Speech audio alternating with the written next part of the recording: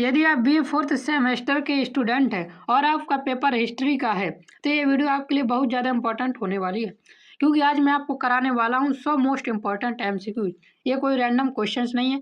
इन MCQs को मैंने previous year papers, important topics और यूनिवर्सिटीज़ के एग्जाम पैटर्न को एनालिसिस करके सिलेक्ट किया है। अगर आपने ये MCQ अच्छे से कर लिए तो पेपर में आपको यहीं से क्वेश्चन देखने को मिलने वाले हैं। ये वीडियो ऑल यूनिवर्सिटीज़ के स्टूडेंट के लिए यूजफुल है, इसलिए वीडियो को एंड तक जरूर देखना और एक भी MCQs मिस मत करना। चलिए शुरू करते हैं हिस्ट्री के मोस्ट इम्पॉर्टेंट MCQs। पहला MCQ हमारा देखिए दिया हुआ है, यूटोपिया नामक पुस्तक के लेखक कौन है? तो इसका सही आंसर है थॉमस मूर। यूटोपिया एक आदर्श समाज की कल्पना पर आधारित पुस्तक थी और इसे किसने लिखा था? थॉमस मूर ने। अगला प्रश्न है हमारा, मानवतावाद का पिता किसे कहा जाता है? तो मानवतावाद का पिता पेट्रक को कहा जाता है। मानवतावाद का जनक या पिता कहा जाता है। अगला प्रश्न हमारा दिया हुआ है, मार्टिन लूथर को पोप के विरुद्ध किस राज्य में शरण मिली थी? तो इसका सही आंसर है सैक्सनी। सैक्सनी के शासक ने मार्टिन लूथर को पोप के विरुद्ध संरक्षण दिया था। अगला प्रश्न है हमारा चौथा प्रश्न, इंस्टीट्यूट ऑफ क्रिश्चियन रिलीजन पुस्तक किसने लिखी? तो इसका सही आंसर है कैल्विन ने। पांचवा प्रश्न देखिए दिया हुआ है, पुनर्जागरण का शाब्दिक अर्थ क्या है? तो पुनर्जागरण का शाब्दिक अर्थ है पुनर्जन्म। प्रश्न नंबर 6 देखिए दिया हुआ है, छापे खाने का आविष्कार सबसे पहले किस देश में हुआ? तो इसका हमारा सही आंसर हो जाएगा जर्मनी में। गुटेनबर्ग ने जर्मनी में छापा खाना बनाया था। किसने बनाया था? गुटेनबर्ग ने, याद रखना गुटेनबर्ग ने। कहाँ बनाया था? तो जर्मनी में छापे खाने का आविष्कार किया था। अगला प्रश्न, सातवां प्रश्न, द प्रिंस पुस्तक किसकी है? तो इसका सही आंसर है मैकियावेली की। यह राजनीति पर प्रसिद्ध पुस्तक है द प्रिंस, जो कि मैकियावेली ने लिखी है। आठवां प्रश्न देखिए दिया हुआ, क्षमा पत्र कौन प्रदान करता था? तो इसका सही आंसर है पोप। चर्च का पोप क्षमा पत्र प्रदान करता था। अगला प्रश्न दिया हुआ, नौवां प्रश्न, 1917 की रूसी क्रांति का तत्कालीन कारण क्या था? तो इसका सही आंसर हो जाएगा युद्ध, खाद्य संकट और हड़ताल। तीनों ही 1917 की रूसी क्रांति के कारण थे, जिसे बोल्शेविक रेवोल्यूशन भी बोला जाता है। अगला प्रश्न देखिए दिया हुआ 10वां प्रश्न, 1917 की रूसी क्रांति की शुरुआत कहाँ से हुई थी? तो इसका सही आंसर हो जाएगा पेट्रोग्राड से। यहीं से रूसी क्रांति 1917 शुरू हुआ था। 11वां प्रश्न दिया हुआ है, आधुनिक रूस का निर्माता किसे कहा जाता है? तो आधुनिक रूस का निर्माता पीटर महान को कहा जाता है, ग्रेट पीटर को। 12वां प्रश्न है, 1905 के युद्ध में रूस किससे पराजित हुआ था? तो इसका सही आंसर है जापान से। रूस जापान के युद्ध में रूस हार गया था 1905 में। 13वां प्रश्न देखिए, खूनी रविवार की घटना कब हुई? तो खूनी रविवार की घटना 1905 में हुई। यह घटना रूसी क्रांति का कारण भी बनी थी। 14वां प्रश्न दिया हुआ, 1917 की रूसी क्रांति का नेतृत्व किस दल ने किया? तो 1917 की रूसी क्रांति का नेतृत्व बोल्शेविक ने किया था। लेनिन के नेतृत्व में यह दल था। और अगला प्रश्न है हमारा 15वां, बोल्शेविक क्रांति का जनक किसे माना जाता है? तो बोल्शेविक क्रांति का जनक लेनिन को माना जाता है। 16वां प्रश्न देखिए दिया हुआ, इंग्लैंड की गौरवपूर्ण क्रांति के कारण क्या थे? तो इसका हमारा सही आंसर हो जाएगा धार्मिक कारण, राजनीतिक कारण और राजा संसद संघर्ष। ये तीनों ही इंग्लैंड की गौरवपूर्ण क्रांति के कारण थे। 17वां प्रश्न दिया हुआ है, इंग्लैंड की गौरवपूर्ण क्रांति कब हुई थी? तो इसका सही आंसर है 1688 में। इस क्रांति को एक अन्य नाम से जाना जाता है ब्लडलेस रेवोल्यूशन। याद रखना किस नाम से? ब्लडलेस रेवोल्यूशन के नाम से इसे जाना जाता है। 18वां प्रश्न दिया हुआ, गौरवपूर्ण क्रांति के समय इंग्लैंड का शासक कौन था? तो उस समय जेम्स द्वितीय शासक थे, उसी के विरुद्ध गौरवपूर्ण क्रांति हुई थी। 19वां प्रश्न दिया हुआ है, फ्रांसीसी क्रांति किसके उदय के साथ समाप्त हुई थी? तो नेपोलियन के उदय के साथ फ्रांसीसी क्रांति समाप्त हुई थी। 20वां प्रश्न दिया हुआ है, फ्रांसीसी क्रांति के समय फ्रांस का शासक कौन था? तो सही आंसर है लुई 16वें। लुई 16वें के शासन में फ्रांसीसी क्रांति हुई थी। 21वां प्रश्न दिया हुआ, फ्रांसीसी क्रांति का तत्कालीन परिणाम क्या था? तो इसका सही आंसर हो जाएगा राजा का अंत, मध्यम वर्ग का सशक्त होना और युद्ध। ये तीनों ही फ्रांसीसी क्रांति के तत्कालीन परिणाम थे। 22वां प्रश्न दिया हुआ, संयुक्त राष्ट्र सुरक्षा परिषद के स्थायी सदस्य देश कौन है? तो इसका सही आंसर है अमेरिका, रूस, चीन, फ्रांस और ब्रिटेन। पांचों ही ये संयुक्त राष्ट्र सुरक्षा परिषद के स्थायी सदस्य हैं। 23वां प्रश्न दिया हुआ है, संयुक्त राष्ट्र का मुख्यालय कहाँ स्थित है? तो इसका हमारा सही आंसर हो जाएगा न्यूयॉर्क में। बहुत इंपॉर्टेंट क्वेश्चन है। यूएन का मतलब संयुक्त राष्ट्र यूनाइटेड नेशन का मुख्यालय न्यूयॉर्क अमेरिका में स्थित है। 24वां प्रश्न दिया हुआ, संयुक्त राष्ट्र सुरक्षा परिषद के स्थायी सदस्यों की संख्या कितनी है? तो इसका सही आंसर है 5। अगला प्रश्न देखिए दिया हुआ है 25 प्रश्न, वीटो शक्ति किसके पास होती है? तो वीटो शक्ति सुरक्षा परिषद के स्थायी सदस्य के पास होती है। अब देखिए आपके 25 प्रश्न मैंने यहाँ कंप्लीट करवा दी। वीडियो यदि आपको पसंद आया हो तो लाइक करना। और ये सारे क्वेश्चन रिपीटेड हैं, बार बार पेपर में आए हुए हैं, तो इन क्वेश्चन को छोड़ने की बिल्कुल भी गलती ना करें। अब 26वां क्वेश्चन देखिए, संयुक्त राष्ट्र संघ का गठन कब हुआ? तो इसका हमारा सही आंसर है 1945 में द्वितीय विश्व युद्ध के बाद संयुक्त राष्ट्र संघ का गठन हुआ था। 27वां प्रश्न, द्वितीय विश्व युद्ध में धुरी राष्ट्रों में कौन शामिल नहीं था? तो इसका सही आंसर है फ्रांस। फ्रांस मित्र राष्ट्रों में था, धुरी राष्ट्रों में नहीं था।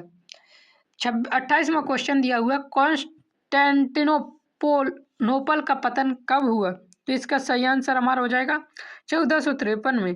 ऑटोमन तुर्कों ने 1453 में इसे जीत लिया था और इसका क्या हो गया था? पतन हो गया था। 29 नंबर प्रश्न दिया हुआ, द डिवाइन कॉमेडी पुस्तक किसकी है? तो इसका सही आंसर है दांते की। यह प्रसिद्ध इतालवी कृति है। कौन सी कृति है? इतालवी कृति है, याद रखना। द डिवाइन कॉमेडी कौन सी कृति है? तो इतालवी। 30वां प्रश्न दिया हुआ है, पुनर्जागरण का अग्रदूत किसे कहा जाता है? तो पुनर्जागरण का अग्रदूत दांते को कहा जाता है। दांते को पुनर्जागरण का अग्रदूत कहा जाता है। 31 नंबर प्रश्न दिया हुआ, धर्म सुधार आंदोलन की शुरुआत कहाँ से हुई थी? तो इसका सही आंसर है जर्मनी से। मार्टिन लूथर ने जर्मनी से शुरुआत की थी।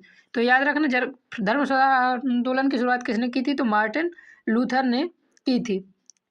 और 32 प्रश्न दिया हुआ, 7 वर्षीय युद्ध इंग्लैंड में किसका शासनकाल में हुआ था? तो इसका सही आंसर है विलियम की। यह युद्ध ब्रिटिश शासन में विलियम के शासनकाल में हुआ था, 7 वर्षीय युद्ध। अगला प्रश्न 33 दिया हुआ है, स्टुअर्ट वंश का प्रथम शासक कौन था? तो स्टुअर्ट वंश का प्रथम शासक था जेम्स प्रथम। 34 नंबर प्रश्न देखिए दिया हुआ है, औद्योगिक क्रांति का अर्थ क्या है? तो इसका सही आंसर है उत्पादन प्रणाली में परिवर्तन। मशीनों के उपयोग से उत्पादन बढ़ने लगा था। 35 नंबर प्रश्न दिया हुआ, भाप के इंजन का आविष्कार किसने किया? तो इसका सही आंसर है जेम्स वॉट ने। जेम्स वॉट ने स्टीम इंजन को विकसित किया था। 36 नंबर प्रश्न दिया हुआ है, औद्योगिक क्रांति की शुरुआत कहाँ हुई? तो इसका सही आंसर है इंग्लैंड में। सबसे पहले इंग्लैंड में औद्योगिक क्रांति की शुरुआत हुई थी। 37 नंबर प्रश्न देखते हुए है, स्पिनिंग जेनी का आविष्कार किसने किया? तो इसका सही आंसर है हारग्रीव्स ने। इससे क्या हुआ? वस्त्र उत्पादन बढ़ गया था। 38 नंबर क्वेश्चन है हमारा, सुधार संसद का आयोजन किसने किया? तो सुधार संसद का आयोजन हेनरी 8 ने किया था। 39 नंबर प्रश्न देखिए दिया हुआ, टेनिस कोर्ट की शपथ किसके नेतृत्व में ली गई? तो टेनिस कोर्ट की शपथ बैली के नेतृत्व में ली गई थी। 40 नंबर प्रश्न है, बोस्टन टी पार्टी कब हुई? तो बोस्टन टी पार्टी 1773 में हुई थी। यह अमेरिकी क्रांति की एक प्रमुख घटना थी। 41 नंबर क्वेश्चन देखिए, अमेरिका का प्रथम राष्ट्रपति कौन था? तो इसका सही आंसर है वाशिंगटन। जॉर्ज वाशिंगटन अमेरिका के प्रथम राष्ट्रपति थे। 42 नंबर क्वेश्चन दिया हुआ है, स्टेट जनरल का अधिवेशन कहाँ हुआ? तो स्टेट जनरल का अधिवेशन वर्साई में हुआ था। फ्रांस में वर्साई की बैठक हुई, वहीं स्टेट जनरल का अधिवेशन हुआ था। 43 नंबर क्वेश्चन है हमारा, अमेरिकी क्रांति का काल क्या था? तो इसका सही आंसर हो जाएगा 1775 से 83। इसी अवधि में स्वतंत्रता युद्ध हुआ था, जो कि अमेरिकी क्रांति कहलाया। 44 नंबर प्रश्न है, अमेरिका में पहले उपनिवेश किसने स्थापित किया? तो इंग्लैंड ने उपनिवेश बसाए थे सबसे पहली। अगला नंबर प्रश्न है हमारा 45, फ्रांस में डायरेक्टरी शासन कब तक चला? तो फ्रांस में डायरेक्टरी शासन 1795 से 1799 4 वर्ष तक चला। इसके बाद नेपोलियन का उदय हुआ था। अगला प्रश्न है हमारा, फ्रांसीसी क्रांति में किस दार्शनिक की भूमिका थी। तो फ्रांसीसी क्रांति में रूसो, वाल्टेयर और मॉन्टेस्क्यू तीनों की भूमिका थी। 47 नंबर प्रश्न देखिए दिया हुआ, स्टेट जनरल में कौन शामिल थे? तो स्टेट जनरल में पादरी, सामंत और जनसाधारण तीनों ही शामिल थे। 38 नंबर प्रश्न है, कार्बोनरी क्या था? तो कार्बोनरी एक गुप्त संगठन था। यह इटली का क्रांतिकारी संगठन था। गुप्त संगठन कहाँ का संगठन था? तो इटली का क्रांतिकारी संगठन था। 49 नंबर प्रश्न है, नेपोलियन को कहाँ निर्वासित किया गया? तो इसका सही आंसर है सेंट हेलेना में। अंतिम सही में नेपोलियन को सेंट हेलेना में निर्वासित किया गया था। 50 नंबर क्वेश्चन है, नेपोलियन किस युद्ध में पराजित हुआ? तो इसका सही आंसर है वाटरलू के युद्ध में पराजित हुआ। यह कब हुआ? 1815 में हुआ था। इस प्रकार मैंने आपके 50 MCQ करवा दिए हैं। अभी भी आपने यदि वीडियो को लाइक नहीं किया है तो वीडियो को लाइक जरूर कर दें, और आप किसी यूनिवर्सिटी से हैं और आपका पेपर कब है ये कमेंट में बताएं, ताकि हम आपके लिए उससे रिलेटेड क्वेश्चन ला सकें। तो देखिए 51 नंबर प्रश्न, वाटरलू का युद्ध कब हुआ? तो वाटरलू का युद्ध अभी मैंने बताया 1815 में हुआ था। वाटरलू की लड़ाई में नेपोलियन की अंतिम हार हुई थी। 52 नंबर प्रश्न है, नेपोलियन फ्रांस का सम्राट कब बना था? तो नेपोलियन ने अपने आप को खुद 1804 में खुद को सम्राट घोषित किया था फ्रांस का। कब? 1804 में। 53 नंबर क्वेश्चन है, महाद्वीपीय व्यवस्था किसके विरुद्ध लागू की गई थी? तो यह इंग्लैंड के विरुद्ध लागू की गई थी। नेपोलियन ने इंग्लैंड को कमजोर करने के लिए महाद्वीपीय व्यवस्था लागू की थी। अगला प्रश्न है 54 नंबर, स्पेन का नासूर किसने कहा? तो ये नेपोलियन ने कहा था। स्पेन युद्ध ने उसे कमजोर किया, इसलिए उसने क्या कहा था? स्पेन का नासूर। 55 नंबर प्रश्न है, टिलसिट की संधि किन के बीच हुई? तो इसका सही आंसर है नेपोलियन और अलेक्जेंडर के बीच फ्रांस और रीच संधि हुई थी। तो किस किस देश के बीच? फ्रांस और रूस के बीच यह संधि हुई थी। कौन सी? टिलसिट की संधि। 56 नंबर प्रश्न है, कॉनकॉर्डेट संधि किनके बीच हुई? तो कॉनकॉर्डेट संधि पोप और नेपोलियन के बीच हुई, चर्च और राज्य के संबंध सुधारने के लिए। 57 नंबर प्रश्न दिया हुआ, जर्मनी के एकीकरण का नेतृत्व किसने किया? तो इसका सही आंसर हो जाएगा बिस्मार्क ने। उन्होंने रक्त और लोहे की नीति अपनाई और जर्मनी के एकीकरण का नेतृत्व किया। 58 नंबर प्रश्न दिया हुआ है, लाल कुर्ती दल का नेता कौन था? तो इसका सही आंसर है गैरीबाल्डी। उन्होंने इटली के एकीकरण में योगदान दिया। किसने? गैरीबाल्डी ने। और इनका दल कौन था? तो लाल कुर्ती दल था। 59 नंबर प्रश्न दिया हुआ, रक्त और लोहे की नीति किसने अपनाई? तो इसका सही आंसर है बिस्मार्क ने रक्त और लोहे की नीति अपनाई। यह एक कहाँ की नीति थी? तो जर्मनी एकीकरण के समय की नीति थी। अगला नंबर प्रश्न है हमारा 60वां, सेडान का युद्ध किन के बीच हुआ? तो सेडान का युद्ध फ्रांस और जर्मनी के बीच हुआ था, और इसमें पराजित कौन हुआ था? तो याद रखना फ्रांस इसमें पराजित हो गया था। 61 नंबर प्रश्न हमारा दिया हुआ है, जोल वेरेन क्या था? तो जोल वेरेन कस्टम यूनियन था। जर्मनी में आर्थिक एकता के लिए कस्टम यूनियन बनाया गया था। 62 नंबर प्रश्न, गुप्त संधियों का जनक कौन था? तो इसका सही आंसर है बिस्मार्क। उन्होंने कई गुप्त संधियां भी की थी। 63 नंबर प्रश्न दिया हुआ है, इटली के एकीकरण में कौन जिम्मेदार नहीं था? तो इसका सही आंसर है नेपोलियन। इटली एकीकरण में इन कैवर, गैरीबाल्डी और विक्टर इमैनुएल का योगदान था, नेपोलियन का योगदान नहीं था।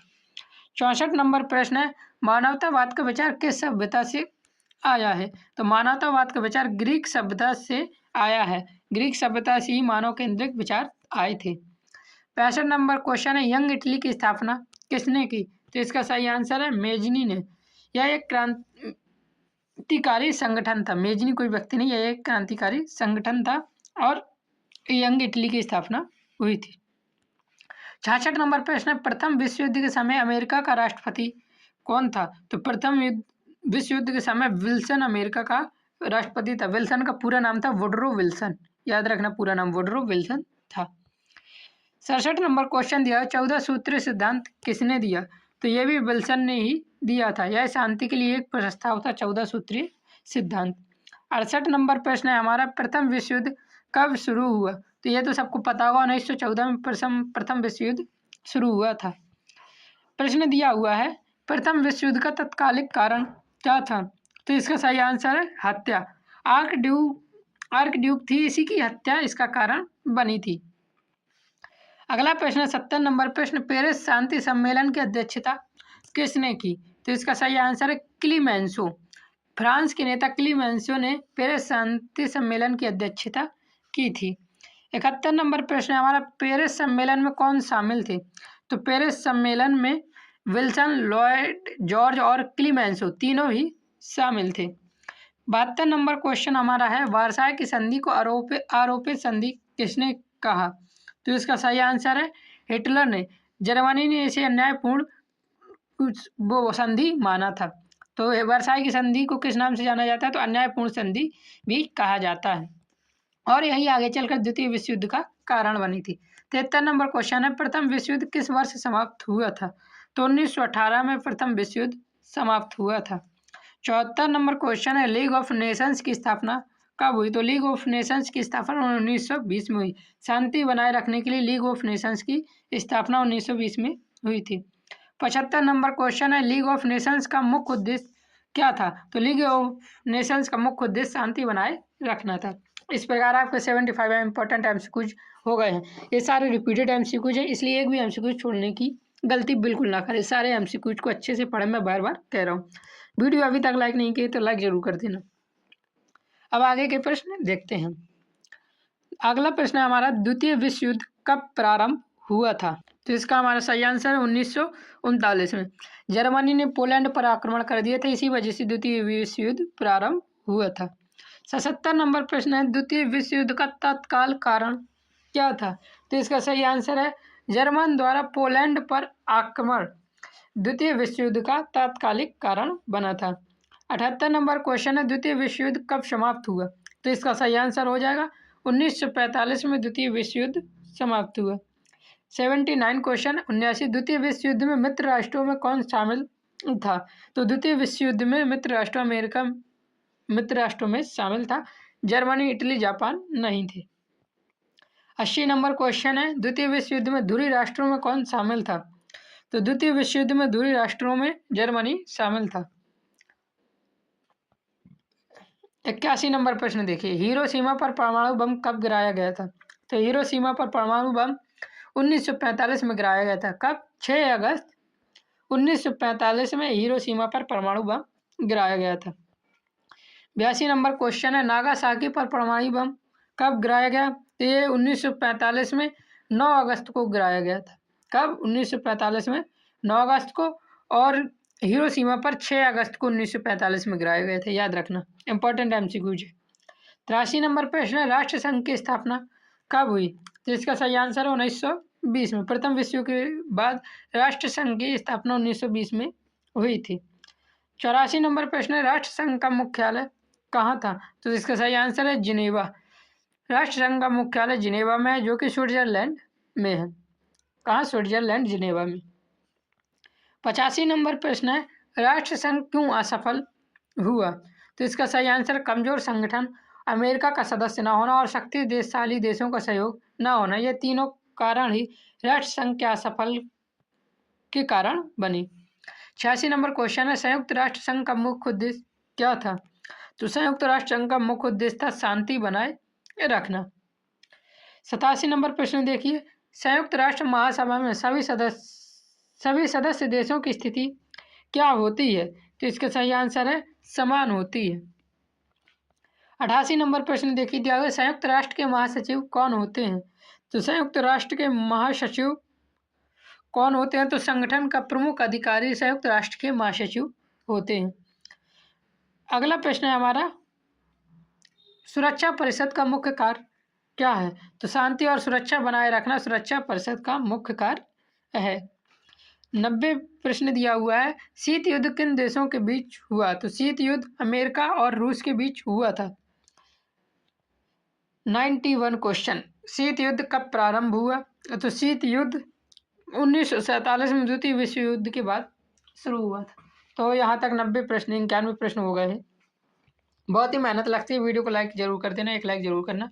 और आपको और किस सब्जेक्ट की PDF चाहिए, मतलब किस सब्जेक्ट के पेपर चाहिए, आप किस यूनिवर्सिटी से आपका पेपर कब है, ये कमेंट में ज़रूर बताएं, ताकि हम उस हिसाब से आपकी पढ़ाई के लिए और भी अच्छे और रिपीटेड, मोस्टली रिपीटेड और पेपर में आने वाली एग्जाम MCQs को आपके लिए ला सकें। फिर 92 नंबर प्रश्न है, नाटो संगठन की स्थापना कब हुई? तो नाटो संगठन की स्थापना 1949 में हुई थी। 93 नंबर प्रश्न देखिए, वर्साय की संधि कब हुई? तो वर्साय की संधि 1955 में हुई थी। 94 नंबर प्रश्न, गुट निरपेक्ष आंदोलन के प्रमुख नेता कौन थे? तो गुट निरपेक्ष आंदोलन के प्रमुख नेता नेहरू, नासिर और टिटो तीनों ही थे। 95 नंबर प्रश्न, गुट निरपेक्ष आंदोलन की शुरुआत कब हुई? तो गुट निरपेक्ष आंदोलन की शुरुआत 1961 में हुई थी। 96 नंबर प्रश्न है, एशियाई देशों का पहला सम्मेलन कहाँ हुआ? तो एशियाई देशों का पहला सम्मेलन बांडुंग, ये बांडुंग कहाँ है? इंडोनेशिया में है, हुआ था। बांडुंग सम्मेलन कब हुआ? तो एशियाई देशों का जो पहला सम्मेलन था उसे ही बांडुंग सम्मेलन कहा जाता है। तो ये कब हुआ था बांडुंग सम्मेलन? तो इसका हमारा सही आंसर हो जाएगा 1955 में हुआ था। 98 नंबर प्रश्न है, ये थोड़ा भारत से है, एक दो प्रश्न। भारत की स्वतंत्रता कब हुई? तो 1947 में बन ही जाएगा आपसे। भारतीय संविधान कब लागू हुआ? तो 26 जनवरी 1950 को लागू हुआ था, ये सभी को पता ही होगा। अगला आखिरी प्रश्न हमारा 100 नंबर प्रश्न, आधुनिक भारत का जनक किसे कहा जाता है? तो आधुनिक भारत का जनक राजा राममोहन राय को कहा जाता है। तो इस प्रकार से मैंने आपको 100 इम्पॉर्टेंट MCQ करवा दी है। वीडियो पसंद आई हो तो लाइक कर देना। अगले किस सब्जेक्ट की वीडियो लाएं कमेंट में ज़रूर बताना। जय हिंद, जय भारत, राधे राधे।